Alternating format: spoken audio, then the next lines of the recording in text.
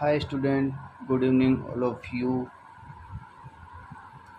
जो आपका class test हुआ था उसमें सभी बच्चों का परफॉर्मेंस बहुत ही अच्छा था। बट फिर भी किसी स्टूडेंट को कोई क्वेश्चन में डाउट हो तो आप पेपर का सॉल्यूशन देख सकते हो। क्वेश्चन फर्स्ट में आप पूछा गया था, आपको एक संख्या दी हुई है, इसमें आपको इकाई अंक निकालना था बेटा ना। इस संख्या का इकाई अंक 7 है। यदि अपन 7 से चेक करें, 7 को 7 से मल्टीप्लाई किया तो कितना आएगा 49। अब 49 में अपन को राइट हैंड साइड से देखना है बेटा ना। इस साइड से इकाई अंक कौन सा हो जाएगा 9। तो इस क्वेश्चन का राइट आंसर हो जाएगा बेटा 9। इकाई अंक कौन सा हो जाएगा आपका 9। ओके, अब आपको देखना है बेटे फर्स्ट का जो सेकंड क्वेश्चन था, फर्स्ट का सेकंड पार्ट। जो संख्या आपको दी हुई है बेटा ना 23,453, इसमें आपको ये पूछा गया था कि ये जो संख्या है ना ये पूर्ण वर्ग संख्या है या नहीं है, बस आपको ये जवाब देना था। तो देखो बेटे ना, आपकी बुक में दिया हुआ है कि जिस संख्या के पीछे आपके है ना यदि 2, 3, 7 और 8 आ जाए ना तो ये संख्याएं कभी भी पूर्ण वर्ग संख्या नहीं हो सकती। तो जिस संख्या के पीछे 0, 1, 4, 5, 6 एंड 9 आ जाए तो वो संख्याएं हमेशा पूर्ण वर्ग संख्याएं होगी। सेकंड का फर्स्ट वाला क्वेश्चन देखो बेटे ना, 49 को 49 को 7 विषम संख्याओं के योग में लिखना है। तो आप विषम संख्याएं जानते हो बेटा ना, विषम संख्याएं कौन सी होती है? एक तो होती है सम संख्या और एक होती है विषम संख्या, मतलब इवन ओड। ओके, तो आप विषम संख्याओं के रूप में लिखना है। तो विषम संख्याएं कहाँ से स्टार्ट होती है बेटे? 1 से स्टार्ट होती है। जैसे 1 plus 3 plus 5 plus 7 plus 9 plus 11 plus 13, कितनी हो गई है? 1, 2, 3, 4, 5, 6, 7, टोटल 7 हो गई थी। यहाँ पे लिखा हुआ था कि जो 49 को 7 विषम संख्याओं के रूप में लिखना है, तो अपन ने 7 विषम संख्याएं लिख दी। इन सभी संख्याओं को यदि अपन जोड़ेंगे ना तो इन सभी संख्याओं का योग कितना हो जाएगा बेटे? इनका हो जाएगा आपके पास टोटल योग हो जाएगा बेटे 49। ओके, तो मैंने इतना ही पूछा था कि मतलब 49 को विषम संख्याओं के रूप में लिखना है। अब देखो बेटे आगे क्या पूछा था, 18 का पाइथागोरस त्रिक निकालना है। अब ये कैसे निकालेंगे अपन? देखो बेटे इसमें सबसे पहले आपको ना m की वैल्यू निकालनी है। अब m की वैल्यू कैसे निकालते हैं भाई? जो भी आपको संख्या दी हुई है ना उसको 2m के इक्वल में रखेंगे। जैसे यहाँ पे 18 दिया हुआ है बेटे ना, 2m इज इक्वल टू 18 लिख दिया मैंने यहाँ पे। यहाँ से आपको क्या निकालना है? m की वैल्यू निकालनी है। यदि यहाँ से अपन m की वैल्यू निकालेंगे बेटे तो 2 कहाँ चला जाएगा? 18 के अपॉन में, मतलब डिवाइड में। तो 18 को 2 से डिवाइड किया तो कितना आ जाएगा बेटे? m की वैल्यू 9 आ जाएगी। अब देखो बेटा ना, एक फार्मूला होता है आपके पास, एक तो होता है m² माइनस 1, एक होता है m² प्लस 1। इन दोनों से निकालेंगे। सबसे पहले अपन ने किया m² माइनस 1। m की वैल्यू अपने पास कितनी आई थी? 9। तो 9² माइनस 1, 9 का स्क्वायर हो जाता है बेटे 81। 81 माइनस 1 करना आपको, 81 में से माइनस 1 किया तो 80। एक तो अपने पास 80 आ जाएगा। एक इससे निकालेंगे m² प्लस 1 से, ठीक है बेटा। 9 का स्क्वायर हो जाएगा 81 प्लस 1 किया तो 82। m की वैल्यू 9 थी, एक अपने पास 80 आ गया, एक 82 आ गया, ठीक है बेटा। थर्ड वाला क्वेश्चन था अभाज्य गुणनखंड विधि से। आपको इसमें क्या निकालना है? वर्गमूल निकालना है बेटे ना। देखो अभाज्य गुणनखंड विधि कैसी होती है, मतलब इसमें ना अपन छोटी से छोटी संख्या 2 से भाग देना स्टार्ट करते हैं। जैसे अपन एलसीएम भी तो निकालते हैं ना इस मेथड से। तो सबसे पहले मैंने 2 से डिवाइड किया, मतलब आपको है ना अलग से भाग दे के देखना है। जैसे मैंने यहाँ पे लिखा 7, 7, 4, 2 से डिवाइड करना है ना बेटा।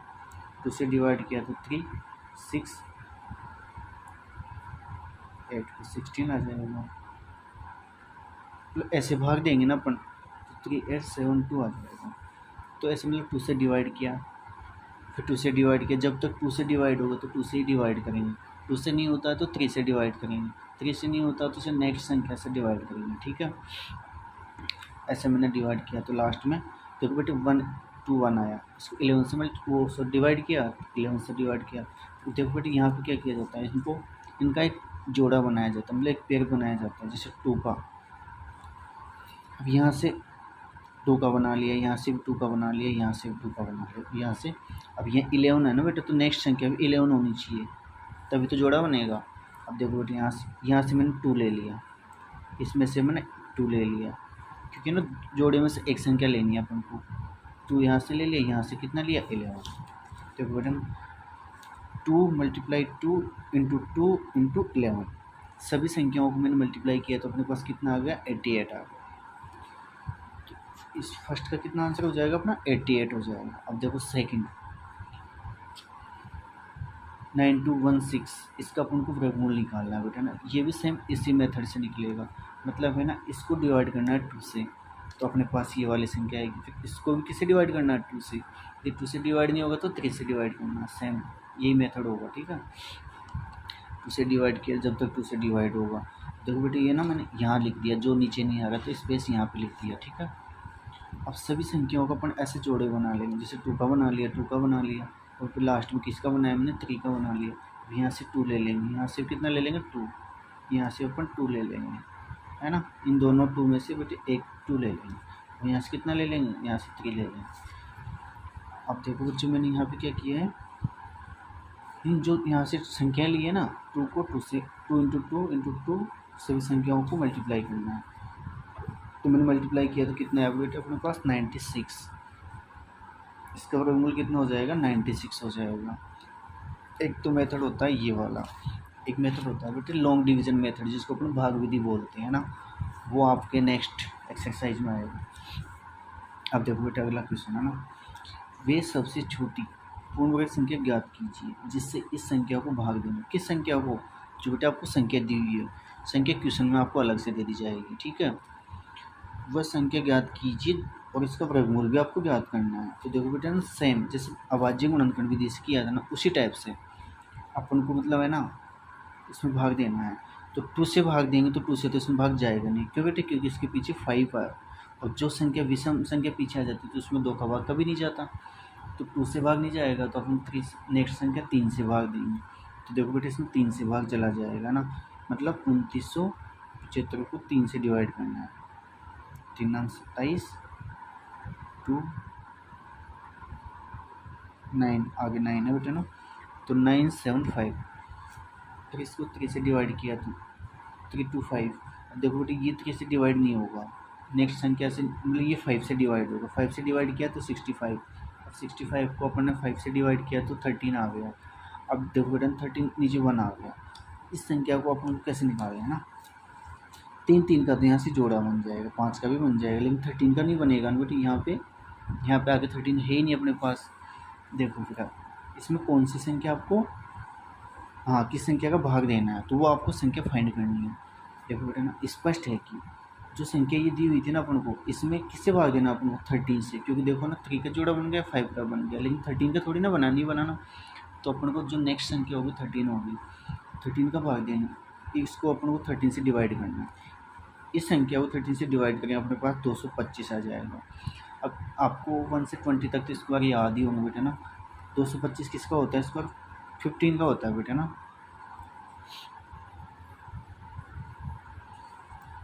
तो इसका आंसर कितना हो जाएगा अपना 15 हो जाएगा बेटा। ठीक है, अब अगला क्वेश्चन देखो, वह सबसे छोटी वर्ग संख्या ज्ञात कीजिए जो 4 9 और 10 से, मतलब सभी संख्याओं से क्या होनी चाहिए विभाजित, मतलब सब ऐसी संख्या निकालनी है जो वर्ग संख्या भी होनी चाहिए और इन तीनों संख्याओं को उसमें भाग भी जाना चाहिए। तो देखो बेटा ना वो संख्या अपन को फाइंड कैसे करनी है, यहाँ पे मैंने आपको समझा रखा। इसका अपन जैसे एलसीएम निकालते हैं ना उस टाइप से इसमें उसी मेथड से निकालेंगे ना। 2 से डिवाइड किया, इसको 2 से किया तो 1, अब 2 से डिवाइड नहीं होगा तो 3 से डिवाइड किया ना बेटा, तो यहाँ पे 3 से डिवाइड किया, तो यहाँ पे देखो इन दोनों के तो जोड़े बन जाएंगे, लेकिन देखो 5 का कोई जोड़ा नहीं बना। ठीक है, तो अब देखो आपको क्या करना है। अब कई बच्चे कहाँ गड़बड़ करते हैं बेटे, यहाँ पे है ना 2 × 2 × 3 × 3, लेकिन 5 यहाँ पे है, नेक्स्ट संख्या कौन सी होनी चाहिए, वैसे आपको ये पता लगा लेना चाहिए कि आगे वाली संख्या कौन सी आएगी बेटे। यहाँ पे है ना देखो इन सभी संख्याओं को मल्टीप्लाई करेंगे ना तो 180 अपने पास आ जाएगा। अब 180 संख्या है ना, ये वर्ग संख्या नहीं होती है ना, सबसे छोटी संख्या निकालनी है। भाग तो इन सभी संख्याओं को चला जाएगा इसमें, लेकिन जब ब्रैकेट संख्या होती नहीं है तो बनाने के लिए देखो बेटा नेक्स्ट संख्या आपके हिसाब से क्या होनी चाहिए, यहाँ पे 5 होनी चाहिए ना, क्योंकि जब इस 180 को 5 से मल्टीप्लाई किया जाएगा ना तो अपने पास कितना आ जाएगा 900। और 900 बेटे एक पूर्ण वर्ग संख्या होती है, किसकी होती है, ये बेटे 30 की होती है 900, है ना। अब देखो जो आपका 6th वाला क्वेश्चन था ना उसमें पूछा गया था लॉन्ग डिवीजन मेथड से, मतलब भाग विधि से आपको वर्गमूल निकालना है।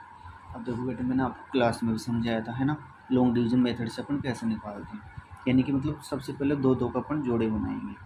ओके, अब देखो यहाँ पर कितना 44 है, देखो बेटे 7 का स्क्वायर लेते हैं तो 49 हो जाएगा, जो तो 44 से ज़्यादा निकल जाएगा, तो अपन को कम लेना है ना, तो अपन 6 का ले लेंगे। अब 6 का तो आप जानते हो बेटे कितना होता है 36 होता है, तो मैंने 36 यहाँ पे लिख दिया। अब जैसे आपने 6 लिखा ना बेटे, देखो 6 को आपको 3 जगह लिखना है, यहाँ पे भी लिख दिया 6 और यहाँ 6 और प्लस में भी 6।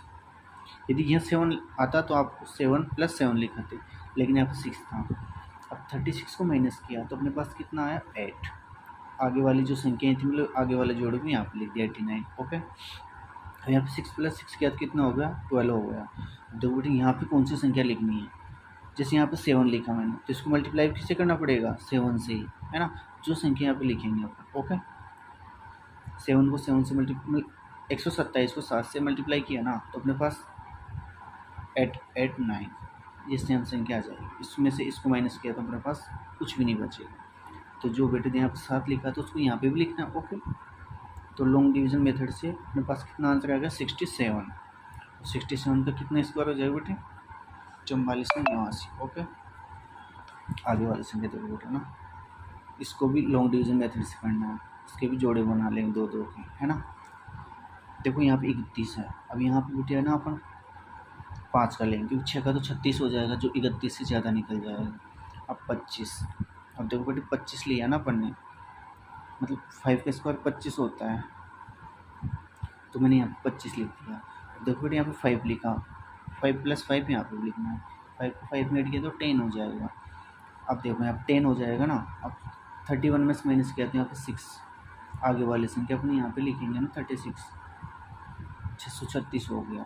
अब यहाँ पे ऐसी संख्या लिख, देखो बेटे मैंने पहले सॉल्यूशन किया है ना, तो मैं आपको इस वजह से समझा रहा हूँ, कोई डाउट होता आप पूछ सकते हो, कमेंट बॉक्स में आप लिख सकते हो, आपको किसी भी क्वेश्चन में डाउट हो तो। ओके, यहाँ पे देखो बेटे जो संख्या लिखेंगे उसी संख्या को मल्टीप्लाई करना, मतलब अपने पास ये वाली संख्या आनी चाहिए, तो इस संख्या को किससे मल्टीप्लाई करना 6 से, क्योंकि यहाँ पे क्या लिखा हुआ है 6, तो 106 को 6 से मल्टीप्लाई किया तो 636 अपने पास आ गया, नीचे कुछ भी नहीं बचेगा, तो ये किसका स्क्वायर हो जाएगा अपने पास 56 का।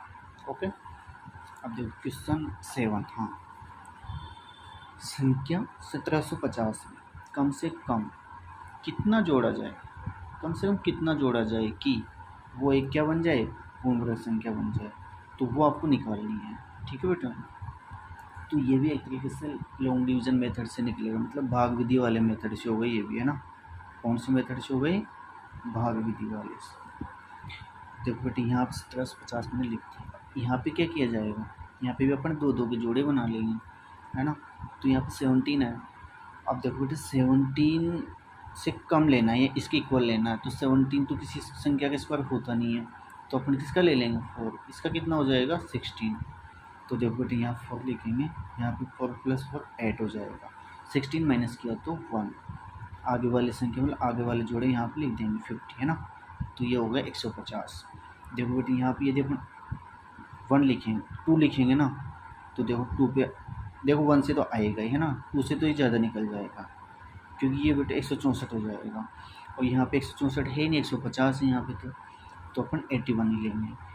81 को 1 से किया तो 81 आ गया, 81 को माइनस किया तो 69। अब देखो बेटे इसमें पूछा क्या था, कम से कम कितना जोड़ा जाए, है ना, तो 41 का तो कितना होता है, मतलब इसको माइनस करो आप, है ना, तो ये 41 का तो नहीं होगा स्क्वायर, क्यों नहीं होगा बेटे 41 से तो इतना ज़्यादा है ना, तो आपको 42 का निकालना है।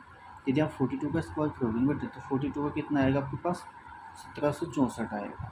मतलब जो नेक्स्ट संख्या होगी ना आपकी वो कौन सी होनी चाहिए आपके पास 1764 होनी चाहिए, वो आपके पास है कितनी 1750, तो इसमें कौन सी संख्या आपको ऐड करनी है वही तो निकालनी है ना आपको, तो इसमें कौन सी संख्या आपको ऐड करनी है बेटे 14, है ना, क्यों, अब 1764 में से 50 को माइनस करो, कितना आएगा? 14 आएगा ना आपके पास। तो मतलब इस वाली संख्या में कौन सी संख्या ऐड करनी है आपको? 14 ऐड करनी है ना, तभी तो 1764 होगा आपके पास। तो ये किसका हो जाएगा? 42 का हो जाएगा। ओके, एक क्वेश्चन ये था। ये मैंने एट क्लास के 2 सेक्शनों का जो टेस्ट लिया था बेटे, कुछ क्वेश्चन चेंज किए थे मैंने। जैसे ये वाला क्वेश्चन किसी एक सेक्शन में दिया था मैंने, ठीक है। देखो इसमें क्या दिया हुआ।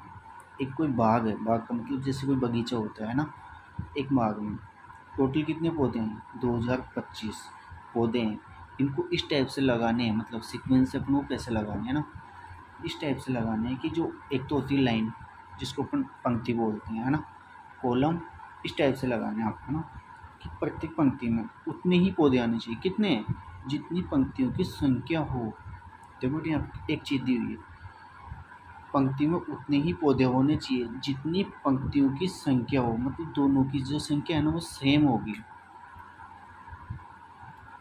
देखो बेटे ना 2025, इसका भी आपको जैसे अपन अभाज्य गुणनखंड विधि से निकालते हैं ना, कि इसमें सबसे पहले 3 से भाग दें, मतलब मेथड तो वही होगा आपका सेम। कैसे डिवाइड किया? तो 675, फिर इसको 3 से डिवाइड किया 225, फिर 3 से डिवाइड किया 75, 25 5 से किया तो 5 1। ओके, इसके अपन को जोड़ी तो उन्होंने जिस टाइप में, जिस इससे पहले वाले क्वेश्चन अपने उसी मेथड से बनना है, ठीक है। यहाँ से कौन संख्या ले लेंगे अपन? 3 ले लेंगे। यहाँ से फिर एक, लेकिन दोनों में से अपन को एक संख्या लेनी है कोई एक, है ना, इसमें से 5 ले लेंगे। देखो बेटी यहाँ पे लिख दिया मैंने इन तीनों संख्याओं को, मतलब 3 × 5, तो सभी संख्याओं को इंटू किया तो कितना आ गया अपने पास? 45 आ गया। अतः पंक्तियों की संख्या कितनी हो जाएगी अपने पास? 45। पौधों की संख्या कितनी हो जाएगी बेटे? 45। क्यों? क्योंकि यहाँ पे एक चीज़ दी हुई थी आपको कि पंक्ति में उतने ही पौधे हैं जितनी पंक्तियों की संख्या है। तो अपने पास पंक्तियों की संख्या 45 आई थी, तो पौधों की संख्या कितनी हो जाएगी एक पंक्ति में? 45 हो जाएगी। ओके, आपका जो नेक्स्ट क्वेश्चन है एंड लास्ट क्वेश्चन है, वो बहुत ही सिंपल भी है, शायद आई थिंक सबको आता होगा वैसे। लेकिन देखो बेटे आपको एक त्रिभुज दिया हुआ, कौन सा वाला था? उसका नाम है समकोण। ओके, इसमें आपको देखो एक एंगल भी दिया हुआ है, कौन सा? Angle Q. मैंने थोड़ा नाम चेंज किया है, ठीक है ना, इसमें तो सेम ही है। Angle Q is equal to कितने का दिया हुआ है? 90 का दिया हुआ ना। अब देखो बेटे ना, समकोण त्रिभुज कैसा होता है? जिसका एक एंगल कितने का होना चाहिए? हमेशा हमेशा 90 का होना चाहिए, ठीक है बेटे। पी क्यू आर, देखो बेटे ना ये वाला एंगल कितने का दिया हुआ है इसमें? क्यू वाला 90 का दिया हुआ है। ओके, अब आपको देखो त्रिभुजात कौन सी होती है? कर्ण। तो ये नीचे वाले कौन सी हो जाती है बेटे? बेस, जिसको आधार बोलते हैं। जी, ये आपको आई थिंक सबको आता होगा बेटे ना, इन भुजाओं का नाम आपको अच्छे से पता होना चाहिए। इस वाले भुजाओं क्या बोलेंगे अपन? लंब। अब देखो एक फॉर्मूला होता है बेटा आपके पास, जो मैंने आपको क्लास में भी अच्छे से समझाया था, ठीक है। ये वाली जो भुजा होती है ना बेटी, ये वाली जो भुजा होती है ना, ये भुजा इन दोनों भुजाओं से बड़ी होती है, ये तो आपको भी पता है, ठीक है। देखो बेटा ना, कर्ण square is equal to base का होल स्क्वायर प्लस परपेंडिकुलर का होल स्क्वायर। देखो यहाँ से इसकी वैल्यू कितनी दी हुई है बेटा आपको इस क्वेश्चन में? 13 से 13 लिख दिया। बेस कितना है? 5 है, 5 लिख दिया आपने। इसकी वैल्यू आपको फाइंड करनी है, क्योंकि ये वैल्यू आपके पास है ही नहीं, तो ये आपको निकालनी है। देखो इसमें दिया हुआ बेटा ना, क्या निकालना है? P Q. पी क्यू कौन सा हो जाएगा? ये तो पी है, ये क्यू है, तो पी क्यू आपको फाइंड करना है। ओके, अब देखो बेटे यहाँ से आपको लंब निकालना है। यदि यहाँ से अपन लंब निकालेंगे बेटे, तो यहाँ पे देखो ये वाली संख्या नहीं, इसको अपन इस साइड भेज देंगे, तो यहाँ भी प्लस में, मतलब यहाँ पे 5 का होल स्क्वायर मतलब 25 कहने का मतलब है ना। देखो यहाँ पे प्लस में है, तो ये इस साइड जाएगा ना बेटे, तो ये किस में हो जाएगा? माइनस में हो जाएगा, प्लस वाला 13 का होल स्क्वायर माइनस 5 का होल स्क्वायर। ओके, 13 का तो कितना हो जाएगा होल स्क्वायर? 169, और 5 का कितना हो जाएगा? 25 हो जाएगा। देखो बेटा ना 144 आ गया, क्योंकि 169 में से 25 माइनस किया तो आप उनको यहाँ से क्या निकालना है? यहाँ से अपन को लंब निकालना है, ठीक है। तो ये यहाँ पे स्क्वायर था बेटा ना, इसका अपन निकाल लेंगे रूट, तो अपने पास वैल्यू कितनी आ जाएगी? 12 सेंटीमीटर। तो जो पी क्यू की वैल्यू है ना क्वेश्चन में, पी क्यू की वैल्यू जो आपको फाइंड करनी थी, पी क्यू की कितनी वैल्यू आई अपने पास बेटे, ये जो लंब है ना इसी को तो अपन पी क्यू नाम दिया होगा, तो कहने का मतलब अपने पास पी क्यू की वैल्यू कितनी आ गई, 12 सेंटीमीटर आ गई। Thank you, okay bye all of you students. मुझे विश्वास है कि आपको जो टेस्ट का सॉल्यूशन करवाया तो बेटे अच्छे से समझ में आया होगा, बट फिर भी किसी स्टूडेंट्स कोई डाउट हो तो पूछ सकते हो। ओके बेटे।